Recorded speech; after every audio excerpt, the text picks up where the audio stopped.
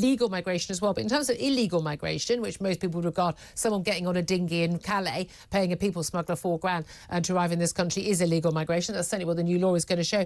But we've seen revealed this week that the Home Office is planning to use not just that one barge that could house 500 Channel migrants, but also another 10 disused cruise liners, ferries and barges to help tackle processing delays. Basically, instead of putting them in expensive 3 and 4-star hotels, basically putting these people in ports around the country. Merseyside first in line. Do you support this policy? Well, I support it to the extent that I don't want migrants being put up in hotels that you and I could barely afford. I certainly don't want to be seeing that. Now, we've got a problem.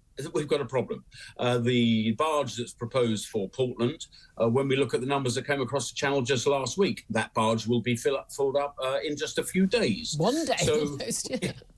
We have got a serious issue here, because even if we stop the boats tomorrow, we still have 50,000 people in accommodation, and it is very irksome to the general public, the general taxpayer, to see £7 million a day being spent across 400 hotels, probably and possibly on a high street near you soon, to be paying out for this. So I think what the government is trying to do is to give the message that if you come to Britain through this illegal route, a route that you need not take, you're perfectly safe. You're in a country called France, and it's perfectly safe. If you do choose to come, then the accommodation that you face will not be that luxurious, and it should not be.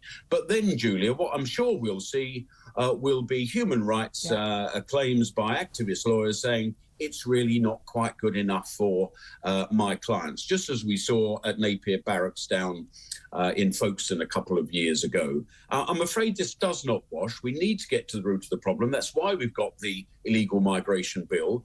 And I'll say it again, Julia, as I've said to you many times over many months, if not years now, the French could stop this in a fortnight.